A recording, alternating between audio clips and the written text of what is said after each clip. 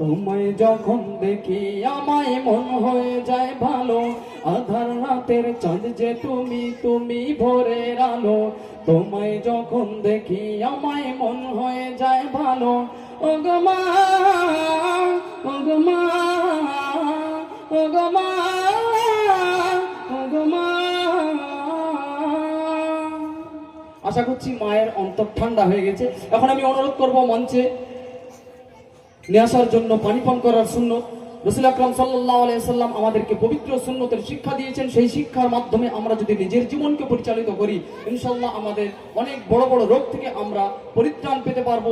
একজন বড় ডাক্তার লিখেছেন পেপারে, যে ব্যক্তি দাঁড়িয়ে পান করে তার মৃত্যু পর্যন্ত ঘটতে পারে এই দাঁড়িয়ে পানি পান করার কারণে। তখন এই সুন্নতের কথা মনে হয় সত্যি আল্লাহ রাসূল সাল্লাল্লাহু আলাইহি সাল্লামের সুন্নত এত বরকতময় সুন্নত, যার ভিতরে ফায়দায় ফায়দা ভরা।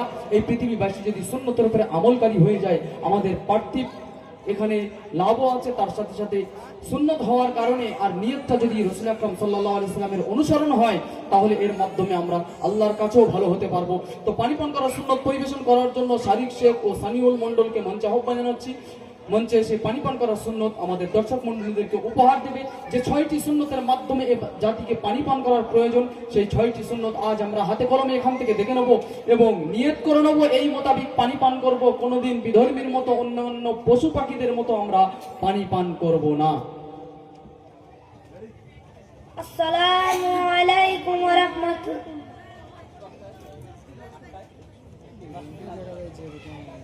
আসসালামু আলাইকুম ওয়া রাহমাতুল্লাহি ওয়া বারাকাতুহু।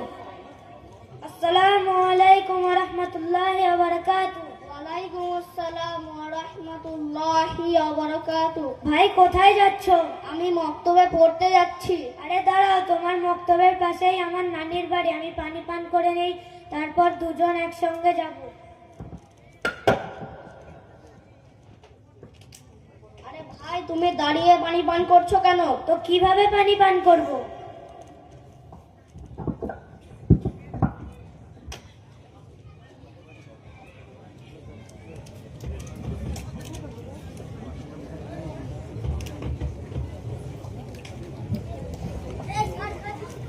এক নাম্বার, ডান হাত দ্বারা পান করা। 2 নাম্বার, বসে পান করা। 3 নাম্বার, দেখে পান করা। 4 নাম্বার, বিসমিল্লাহ পড়ে পান করা।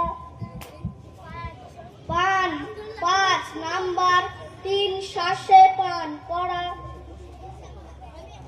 6 নাম্বার, পান করার পর আলহামদুলিল্লাহ পড়া। আলহামদুলিল্লাহ। ভাই, তুমি এগুলো কোথা থেকে শিখেছো? আমি মদিনা মসজিদ গুণাজুন মক্তব থেকে শিখেছি। ও, তোমাদের মক্তবে এবার আমিও ভর্তি হব ইনশাআল্লাহ। ইনশাআল্লাহ। আসসালামু আলাইকুম। মাশাআল্লাহ। তো এই ছিল যোগ্য মায়ের রাজকুমার। এরা আপনাদের সম্মুখে পানি পান করার সুন্নত সমূহ পরিবেশন করলো। সত্যি এটা অবাক করে দেওয়ার মতো একটা কাজ, যে স্বল্প দিনে অল্প দিনে আমাদের প্রশিক্ষণপ্রাপ্ত শিক্ষকগণ এদের মাঝে এমনভাবে বিস্তার লাভ করেছে, এদের অন্তরে এমনভাবে জায়গা করেছে, এই সন্তানরা এই শিক্ষককে না দেখে থাকতে পারে না। আলহামদুলিল্লাহ, স্বল্প সময়ে সুন্দর পরিকাঠামোর মাধ্যমে প্রশিক্ষণপ্রাপ্ত শিক্ষকের মাধ্যমে এই বাচ্চারা রাসূল আকরাম সাল্লাল্লাহু আলাইহি সাল্লামের সুন্নত শিখেছে এবং তার উপরে আমলকারীও হচ্ছে অনেক বাচ্চা।